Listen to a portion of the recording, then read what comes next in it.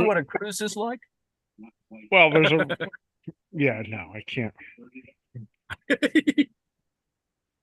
Well, they're going to Cozumel, they're going to Jamaica, they're going to the Cayman Islands, and then someplace in the Bahamas. That's nice if you That's can nice afford it. if you can afford it. I mean, I think cruises are interesting. And in fact, if you could get, important and interesting people all in the same place, that makes it really much more fun. But I don't like cruises in and of themselves. Have you ever done one? No, I think it's a trauma from my mother taking many of them. Okay. All right. I've She was never done obsessed one. with cruises, and I always thought, well, it's interesting, but I just it Right. was I think you need sort of a group of people to go, or Right. it's more interesting that way. That's true.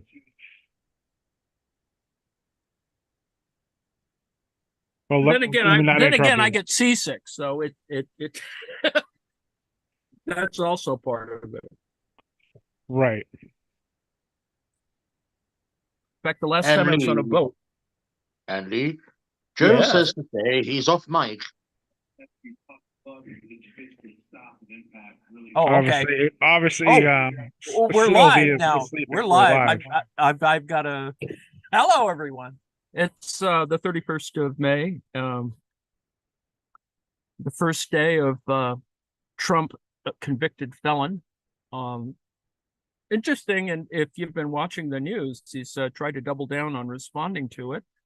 And the GOP is, of course, falling in line with the usual propaganda. So it's actually kind of fascinating. But I think the numbers are going to will out ultimately. That is, people who will actually, because of the conviction, will alter their voting patterns. And I think we'll see that ultimately as we move forward. Anyway, that being said, I was going to read today the pages 7 to 32, the introduction to Hudis and Anderson's Rosa Luxemburg reader, and you'll have to bear with my reading, such as it is, and you can follow along.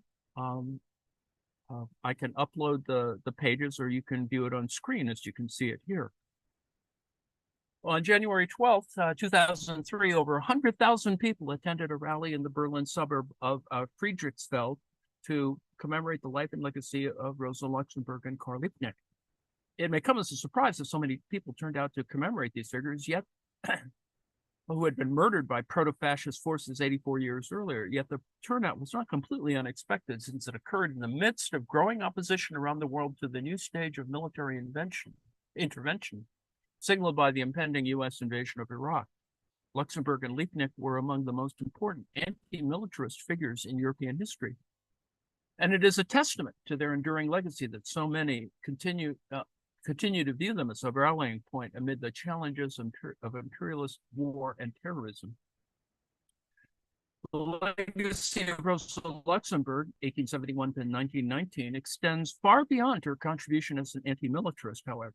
Her life and work also speak to the search for liberating alternatives to the globalization of capital. More than any other Marxist of her generation, Luxemburg theorized capitalism's incessant drive for self-expansion, focusing especially on its destructive impact upon the technologically underdeveloped world. Her critique of capital's drive to destroy non-capitalist environments and her fervent opposition to imperialist expansion has taken on new importance in light of the emergence of a new generation of activists and thinkers opposed to globalized capital. At the same time, her intense opposition to reformist compromise, bureaucratic intrigue, and elitist organizational methods speaks to the search for an anti-capitalist alternative that avoids the repressive and hierarchical formations that have defined radical movements and efforts to create socialist societies over the past 100 years.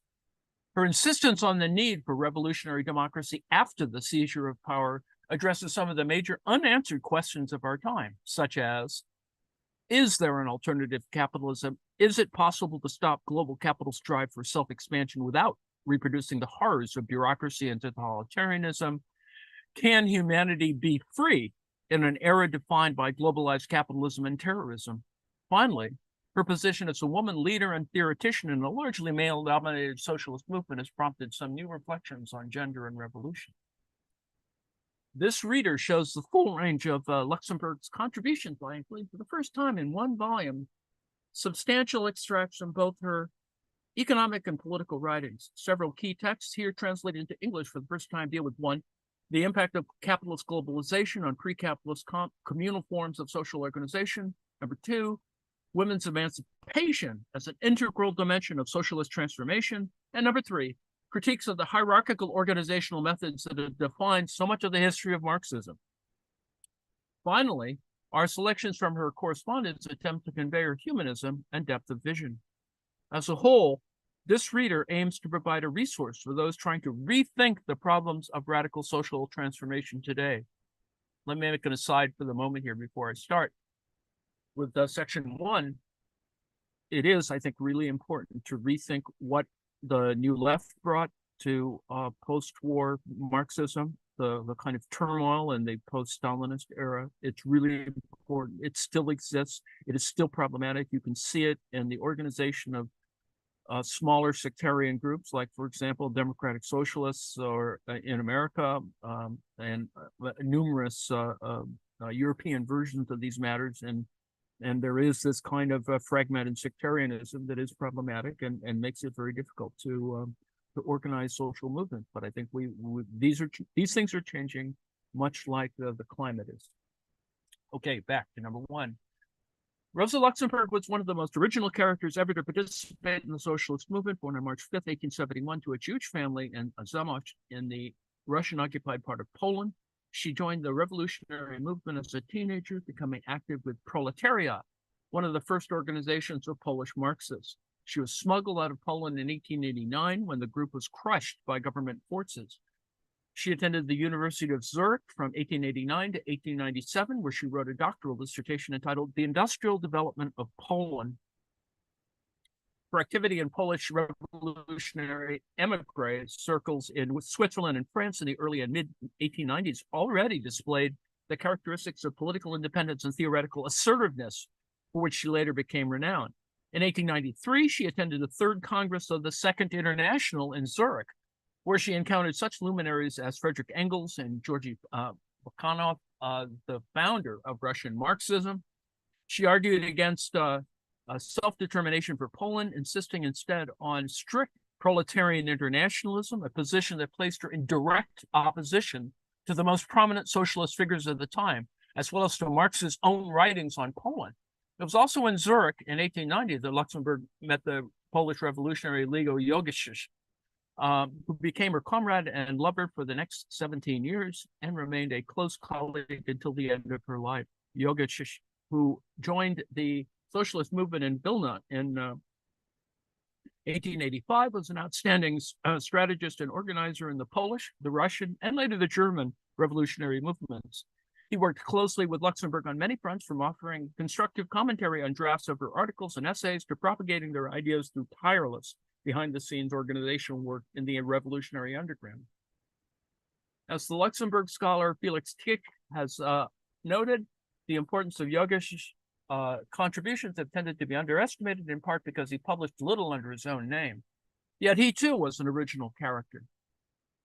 Luxemburg's close friend, the socialist feminist Clara Zetkin, once noted that Jogacic was one of those very masculine personalities, an extremely rare phenomenon these days who could tolerate a great female personality.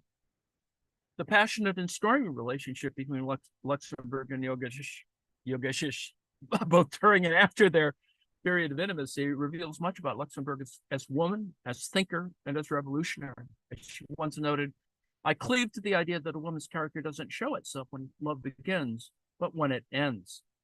Luxemburg's independent character came fully to the fore upon her move to Germany in 1898, where she became active in the German Social Democratic Party, the SPD, then the largest social organization in the world. As a Polish Jewish woman, she encountered considerable resentment and opposition from many party leaders who referred to her in terms of a guest who comes to us and spits in our parlor. Undeterred by such obstacles, she plunged directly into one of the most important disputes of the day over Edward Bernstein's effort to revise Marxism. At the time, Bernstein was one of the leading figures in Marxism. Engels had designated him as his literary executor. It therefore came as a shock to see Bernstein argue in a series of articles in 1896 to 98 that the central theses of Marx's work were now out of date. Bernstein wrote that Marx's predictions about the inevitable breakdown and collapse of capitalism were no longer borne out by experience, as seen in the decreasing frequency of economic crises. He argued that the formation of the credit system, trusts, and monopolies showed that the anarchy of the capitalist market was being overcome, and that capitalism was moving on its own towards socialized production. Bernstein also contended that the ability of trade unions to obtain higher wages would eventually suppress the rate of profit to the point where capitalist exploitation would come to an end without the need for a social revolution. He based his views on political as much as economic considerations. Bernstein argued that the growing power of social democracy, with the SPD having become a mass party with millions of members and supporters, showed that the capitalist order was capable of reform through legal and parliamentary means. He concluded, for me, the movement is everything, the goal is nothing.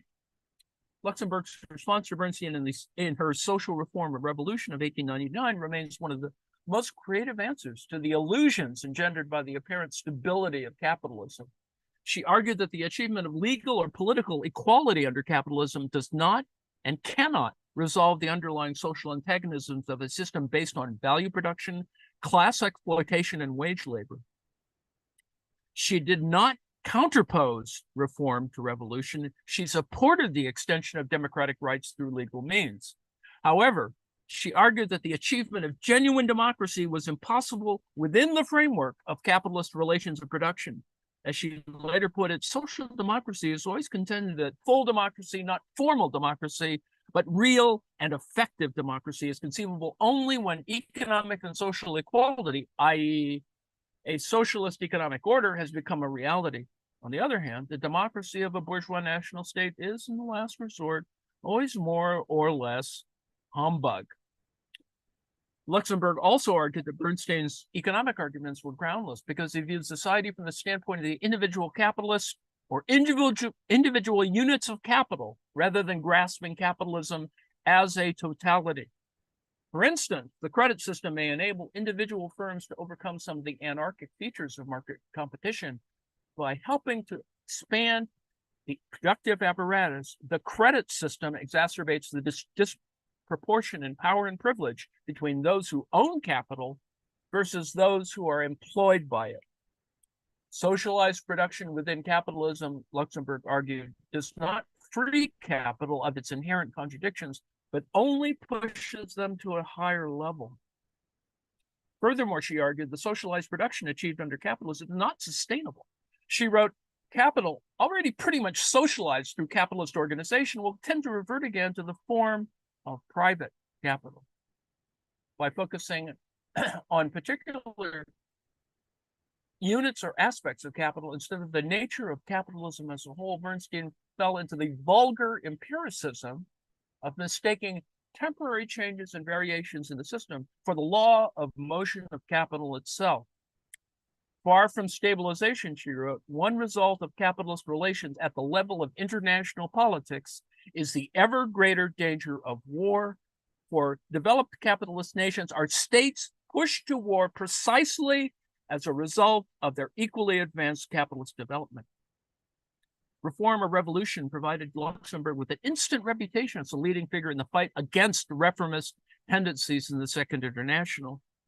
This, however, did not lead her to downplay the importance of defending democratic rights in existing society, as especially seen in her attitude to the Dreyfus Affair. The Dreyfus Affair, without talking a great deal of it, but it is clearly about anti-Semitism and the early elements of fascism and blah, blah, blah, blah, all kinds of elements. You could look it up.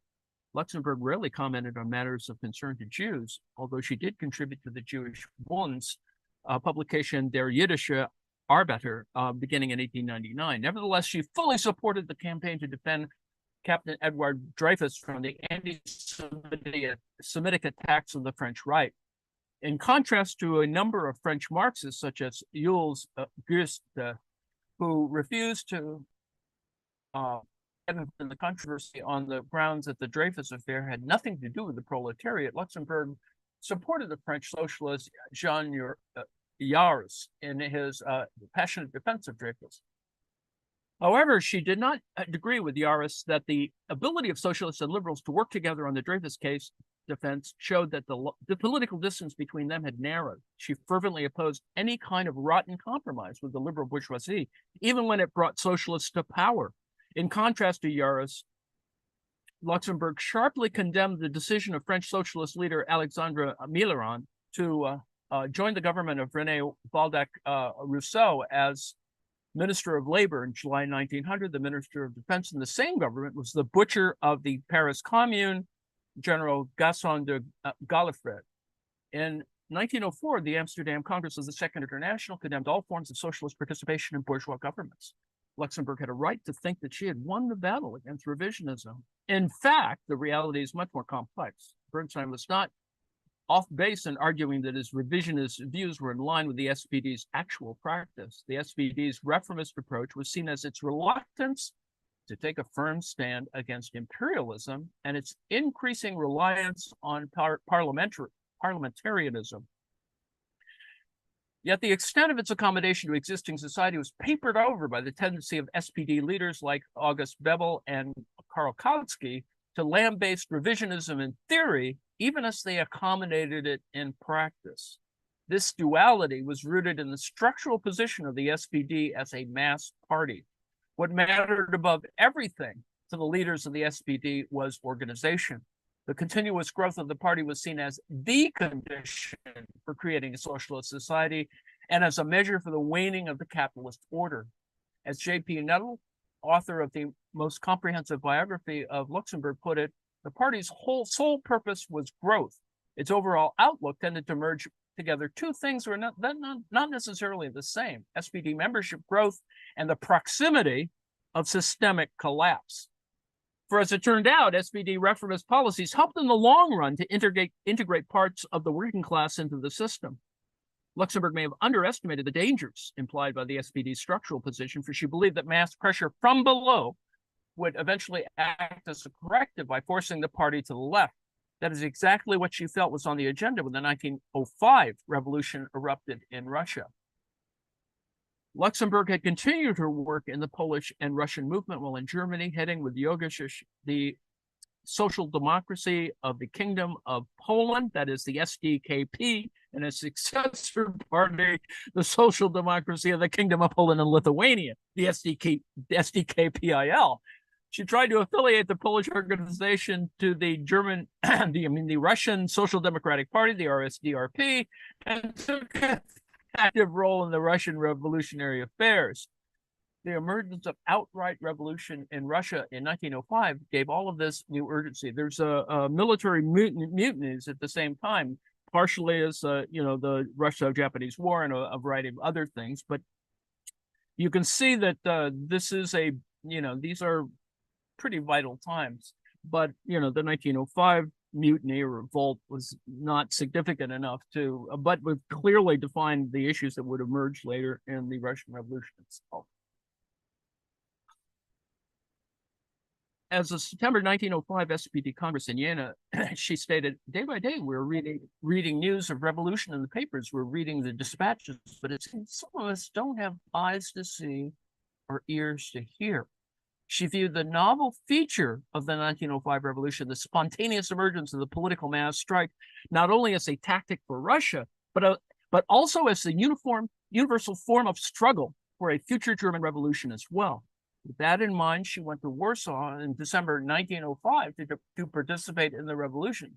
Luxemburg's involvement in the revolution and her effort to draw out its lessons in the book, The Mass Strike, the Party and the Trade Unions of 1906, completely shifted the terms of debate over the relation of advanced and backward countries.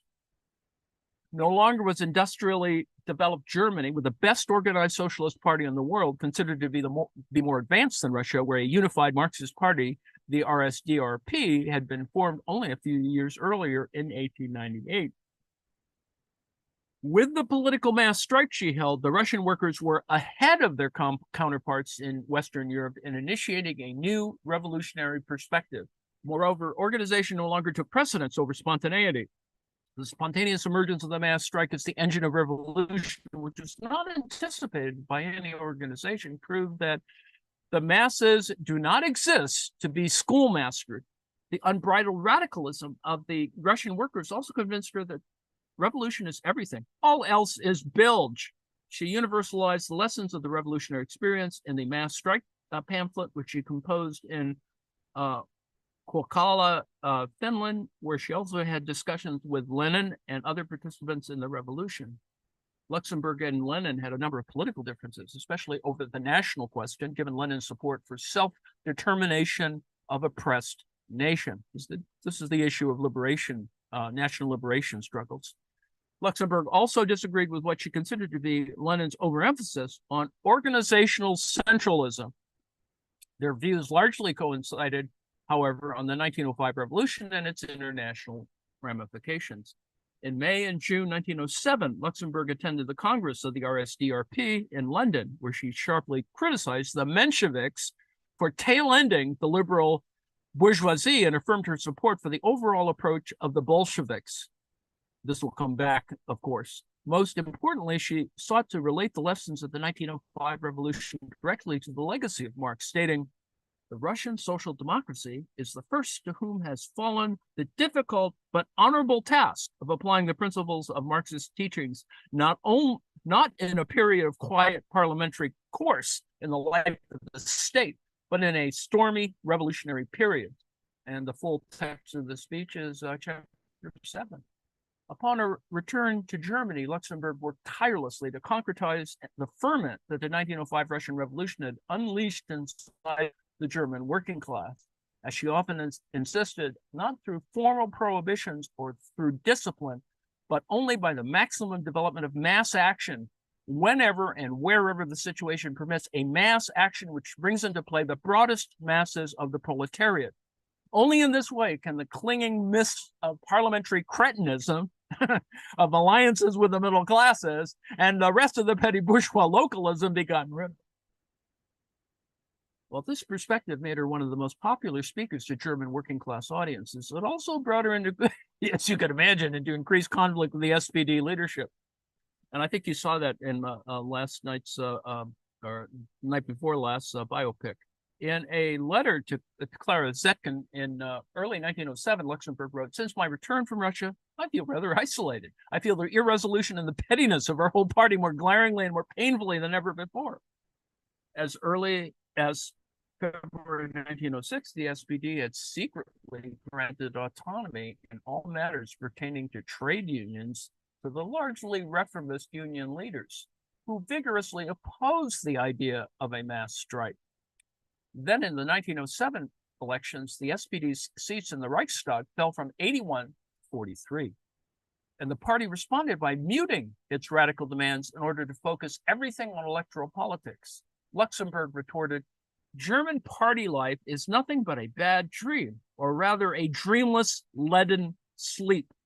Her criticism was directed not only at the revisionists or those who openly covered for them, it extended even to Karl Kautsky, who often dubbed the Pope of Marxism, who had taken her side in earlier party disputes. She wrote in a letter in 1908, "Soon I shall be quite unable to read anything written by Kautsky. It is a disgusting series of spider's webs, which can be washed away only by that mental bath of reading Marx himself." The open break with Kautsky occurred in 1910. In March of that year, Vorwärts, the party's leading journal, refused to publish a Luxemburg article on the mass strike on the grounds that, for the time being, the editors would not allow this topic to be discussed. You saw this reference in the biopic. She then sent it to Neue Zeit, edited by Kautsky. He, too, refused to publish it on the grounds that her call for a democratic republic to replace the monarchy was inappropriate. Kautsky was as determined as anyone to meet the party's radical demands in order to regain its parliamentary strength. Luxemburg now hit back publicly, accusing him of opportunism. Reformism, she argued, permeated not only the revisionist wing of the SPD, but also the thinking of its most orthodox spokesman. While Kautsky wrote heaven-storming theories, she contended, he was allowing for the most banal descent into parliamentarianism, In many respects, Luxemburg's critique of Kautsky in the essay Theory and Practice was even more important than her critique of Bernstein in Reform or Revolution. Bernstein openly tried to revise Marxism by bringing theory into line with reformist practice. Kautsky, on the other hand, continued to claim adherence to revolutionary Marxism, even as he led the party down a reformist path. You can see her 1910 critique of Kautsky in Luxemburg anticipated the SPD's eventual betrayal of socialism in 1914. This is, the war. In 1910, however, very few understood the ramifications of her break with Kautsky. Many chalked it up to personal differences. For her trouble, Luxemburg earned the enmity of the top SPD leaders who used blatantly sexist invective in their private, i.e., all-male discussions of her. In a letter of August 10th, 1910 to Kautsky, Bebel let loose, "It is an odd thing about women. If their partialities or passions or vanities come anywhere into question and are not given consideration, then even the most intelligent of them flies off the handle and becomes hostile to the point of absurdity. Love and hate lie side by side. A regulating reason does not exist." Recall, of course, there is this expression called hysterical materialism. That is a sexist reference to some feminist thought. Bebel, the author of the widely circulated handbook Woman and Socialism, which had earned him a public reputation as a feminist, was here referring to both Luxemburg and Zetkin, who had allied herself with Luxemburg. Even Lenin stayed aloof during the Luxemburg-Kautsky dispute, but for Luxemburg, a fundamental issue was involved in Kautsky's turn to the right, a growing refusal on the part of the SPD to take an active stand against imperialist expansion for the sake of short-term electoral gain. This became evident to her in the summer of 1911 when she sharply criticized Kautsky and the SPD leadership for failing to oppose Germanist imperialist designs on Morocco. As she saw it, their pusillanimity was symptomatic of a failure on the part of established Marxism to grasp the inseparability of capitalism and imperialism to take effective action against this new phenomenon. Note, of course, this is just simply the continuation of what we've been talking about yesterday in terms of German colonialism since the great scramble, as they say.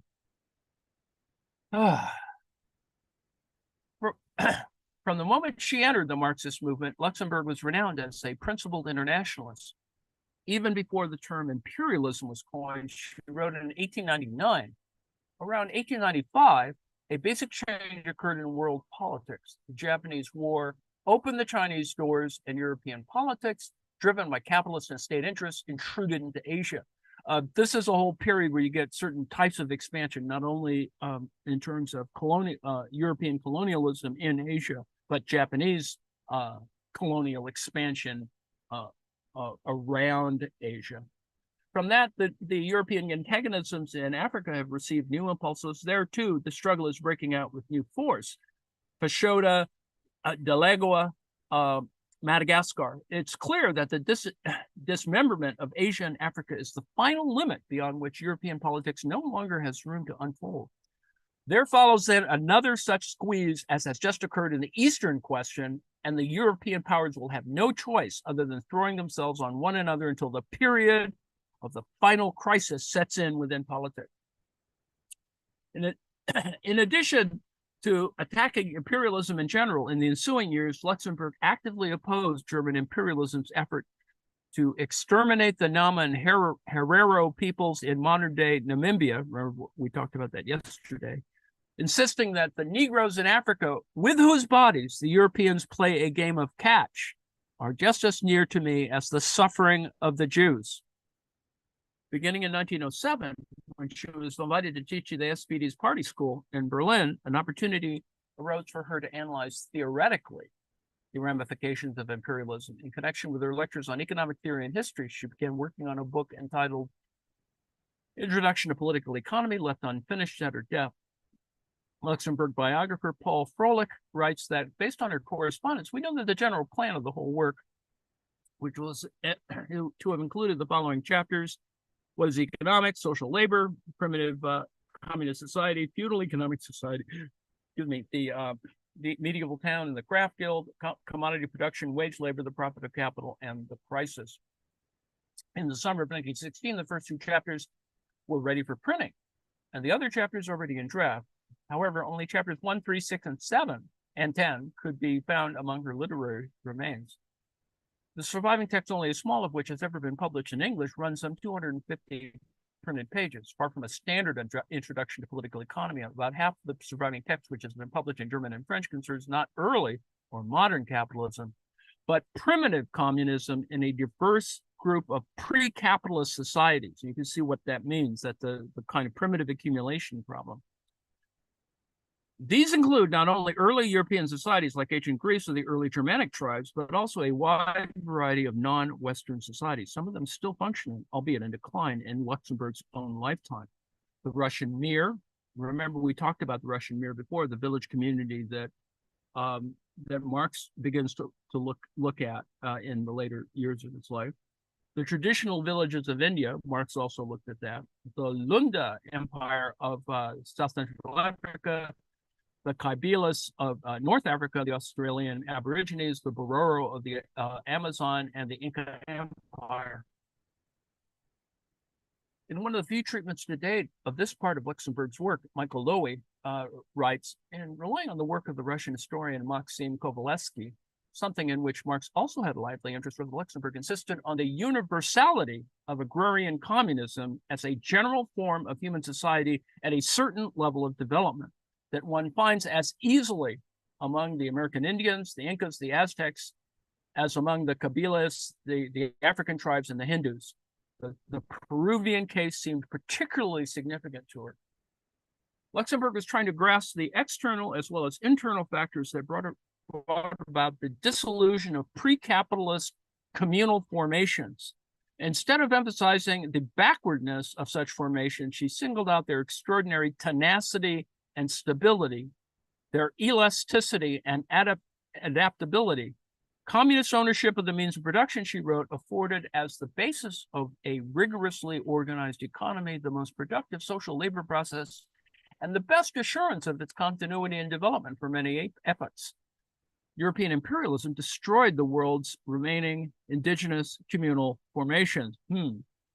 The intrusion of European civilization was a disaster in every sense for primitive social relations. The European conquerors are the first who are not merely after subjugation and economic exploitation, but the means of production itself by ripping the land from underneath the feet of the native population. In this way, European capitalism deprives the primitive social order of its foundation. What emerges is something that is worse than all oppression and exploitation, total anarchy, and a specifically European phenomenon, the uncertainty of social existence. The subjugated people separated from their means of production are regarded by European capitalists as mere laborers, and when they are useful for this end, they are made into slaves, and if they're not, they're exterminated. We have witnessed this method in the Spanish, English, and French colonies.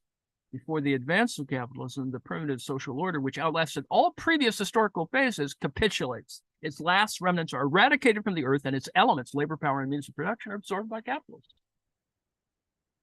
Few Marxists of her era matched her depth of concern over and knowledge of the Western destruction of non-capitalist social relations. We publish in this volume, for the first time in English, the second half of Luxemburg's discussion of these pre-capitalist communal forms, where she focuses on their dissolution, which she attributes both to internal factors, that is, their growing social differentiation, and in modern times, to the external impact of European imperialism. No one at the time, including Luxemburg, was aware of the extent of Marx's own studies of pre-capitalist communal formations. This is the stuff that Marcello Musto has been looking at in terms of the MEGA, the more recent published stuff on writings of Marx in his later life. The Grundrisse, now with its now famous section on pre-capitalist economic formations, this is really important in the humanist period from the 1960s on, was not published until 1939.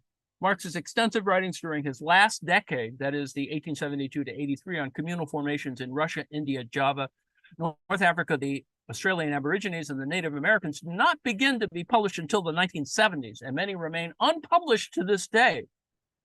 Luxemburg studied some of Marx's unpublished writings in search of research material for her lectures at the Party School, although many thousands of pages penned by Marx on the subject remained unknown to her. She did, however, make use of some of the same sources as had Marx, such as the work of the Russian sociologist Maxim Kovalevsky, the British ethnologist Henry Summer Maine, and the American ethnologist Lewis Henry Morgan, who we've seen referenced elsewhere. Luxemburg wrote other pieces dealing with pre-capitalist societies as part of her research for her lectures. These and other texts have come to light only recently since the collapse of the Soviet Union, where they were hidden away in the Communist Party archives. One of these is a text on Greek and Roman slavery, written sometime after 1907. Remember Spartacus, right? With a part on Greece published for the first time in English in this reader. It was first published in 2002 by the Luxembourg scholar Naruhiko Ito. As Ito notes, Luxembourg here criticized Engels for having held that slavery arose as a consequence of the rise of private property, and in this essay develops a less unilinear view of the origins of slavery. Luxemburg's researches into history and theory from 1907 to 1914 led to her greatest theoretical work, The Accumulation of Capital, a contribution to the economic explanation of imperialism, 1913. No Marxist, including Marx, she held, had adequately explained the inner drive and necessity for imperialist expansion. In Accumulation of Capital, Luxemburg argued that the fundamental contradiction of capitalism lies in the unlimited expansive capacity of the productive forces and the limited, by comparison, expansive capacity of social consumption. Since capitalist production rests on the extraction of surplus value, it is impossible for the workers to obtain enough value in the form of wages. This is that question of whether surplus product is fully consumed by workers to buy back the surplus product.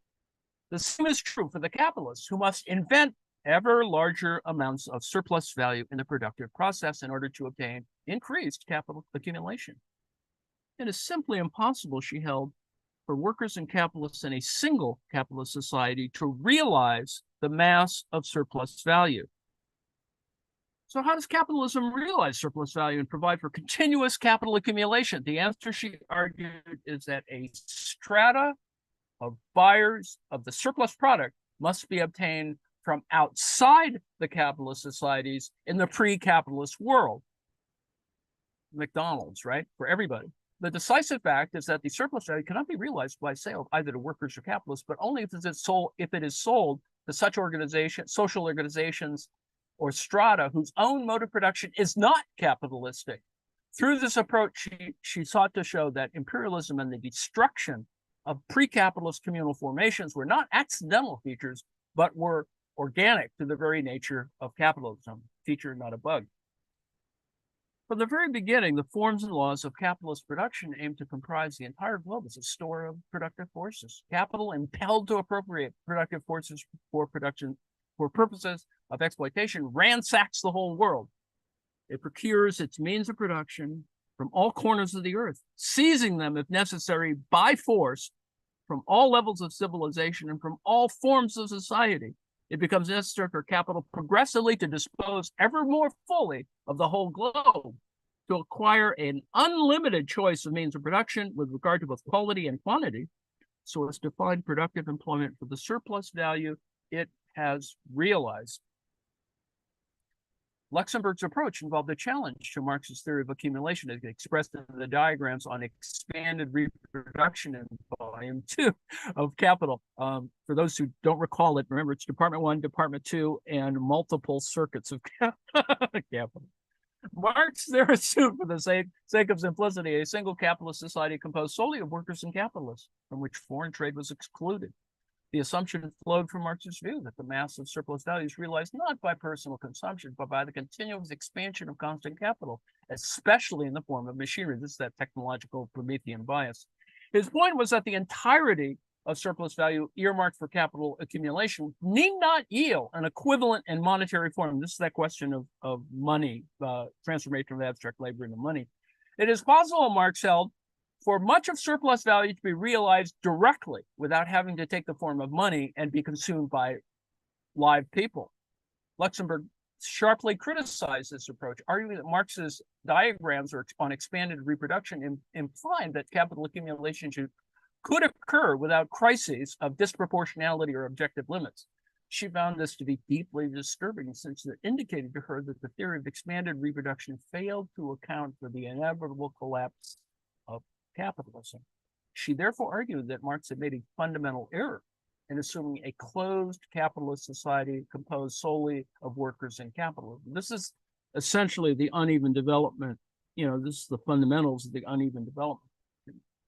Critics from within the Marxian tradition have raised a number of objections against Luxemburg's critique of Marx and the accumulation of capital. First, the critics have argued Marx's theory does not presume a smooth process of accumulation without internal barriers and limits, since expanded reproduction leads to a disproportionate growth of means of production at the expense of labor power, which tends to depress the rate of profit. While economic crises manifest themselves in an inability to consume the surplus product, they're rooted in a breakdown in capital accumulation due to the decline of the rate of profit. This is a little circular argument, unfortunately. Second, the critics have held that Luxemburg failed to understand that Marx's diagrams of expanded reproduction in Volume 2 were not meant to refer to actually existing capitalist reality. They were abstractions meant to show that even if one assumes the problem of the realization of surplus value, the capitalist system still finds its objective limits in the production of surplus value. This is the productionist bias. Third, Luxemburg's critics have maintained that her argument that capitalism would collapse once it has exhausted pre-capitalist strata, since no buyers would be left to realize the massive surplus value, fails to specify the role of human subjective forces in putting an end to capitalism and imperialism. This is an agency and also a technology bias question. This problem is especially critical because of her virulent objection to all forms of national self-determination and her rejection, this is that internationalist business, and her rejection of the idea that national movements against imperialism could become a revolutionary force that would help bring the system down. And this is the pivot, as I think you can imagine, of the problems of uneven development and the possibility of revolutionary subjectivity. It's going to be so screwed up that, it's got to come from somewhere. And so therefore, we should have a place for that kind of revolutionary activity. Despite these criticisms, there's broad agreement that the accumulation of capital represents one of the most comprehensive efforts in the history of Marxism to account for what is now termed the globalization of capital.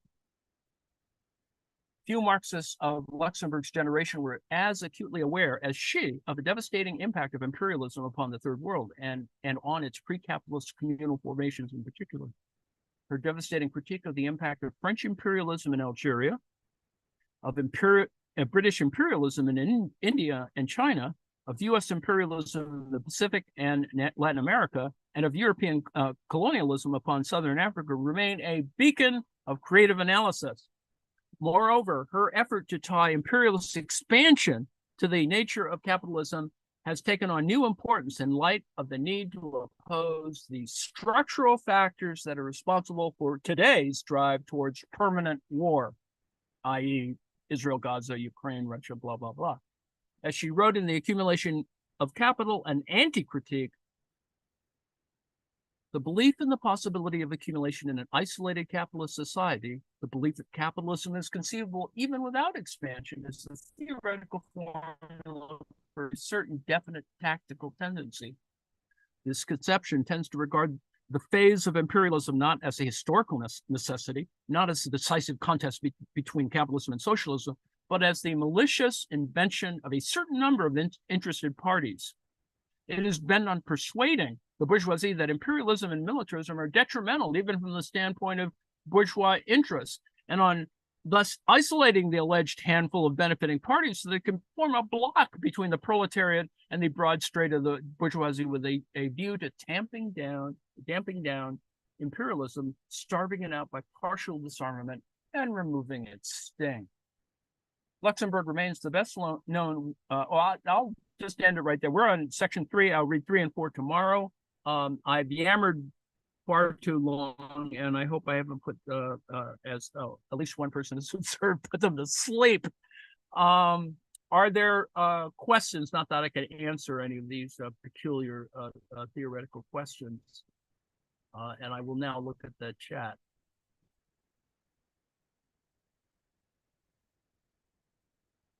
Thank you, Anne. Thank you, Warren.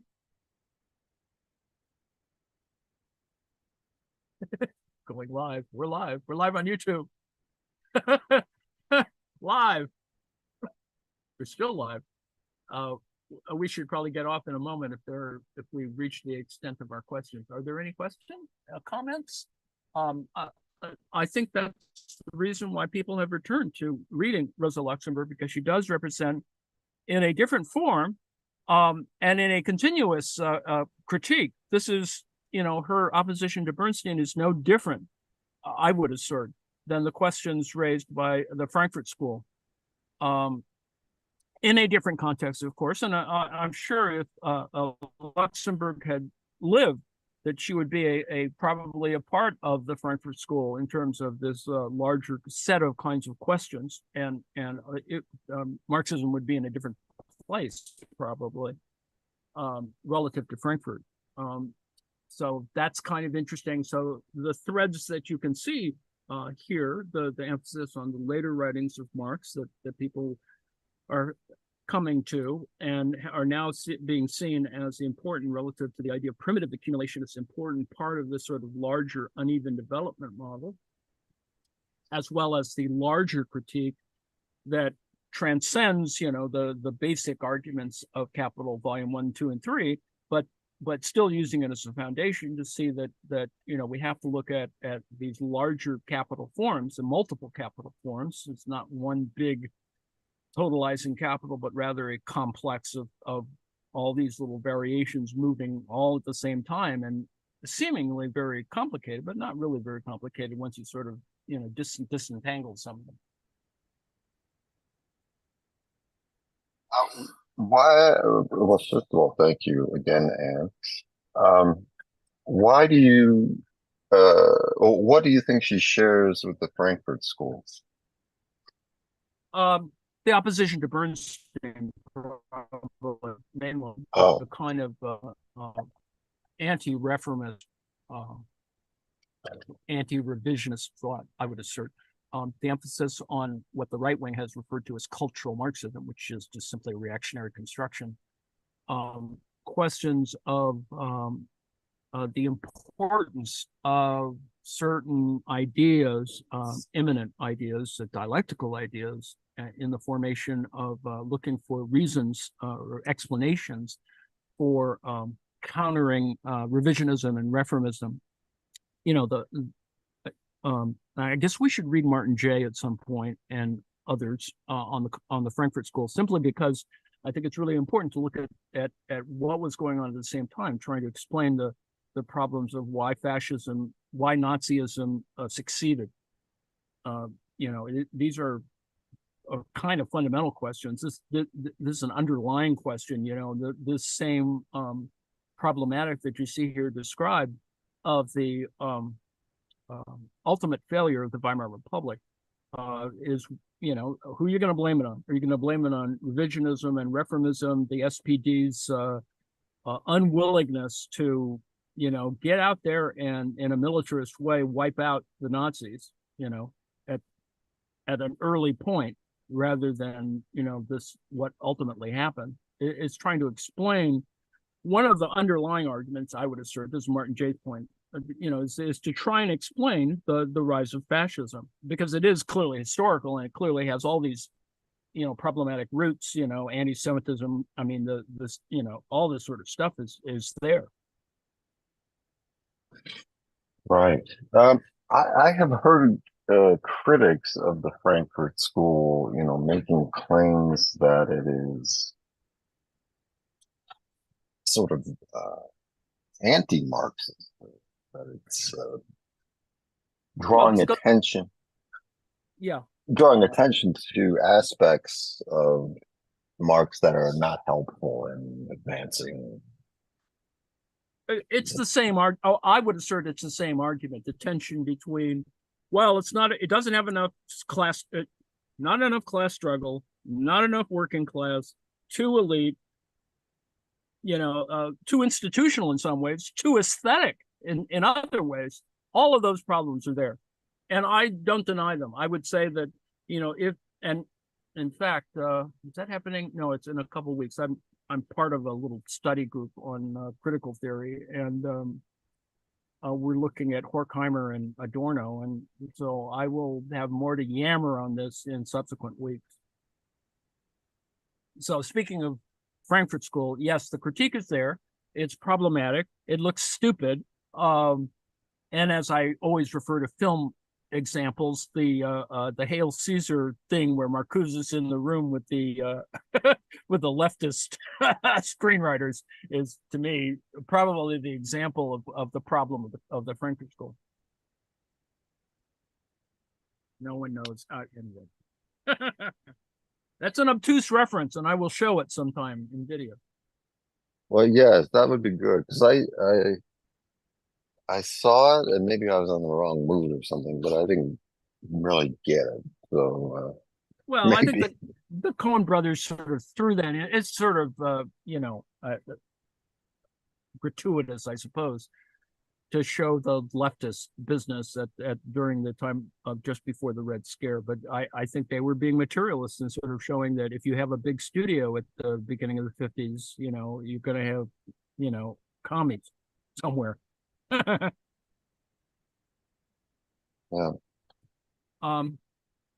But your point is well taken. It is an important issue. It is a critique of the new left that, certainly was made relative to Marcuse. And Horkheimer and the New School and blah, blah, blah, blah, all of those things. But, you just have to sort of take them as they existed. The problem is it's an emigre movement. It is, problematic, but it sort of fits in all the other stuff about resistance to Stalinism, et cetera, et cetera. So all of these things are of a piece. And I like being more ecumenical about this, and rather than hang my hat on one particular point of view, I would assert certainly that when I was much younger that I was more probably in a Marcuse kind of position.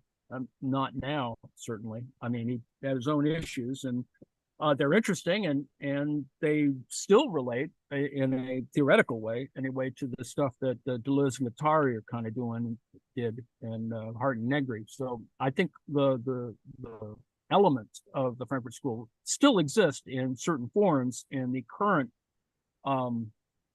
I don't want to call it psychiatric, but I would say that there's, of course, sort of a mass a mass analysis that still has the flavor of the Frankfurt School.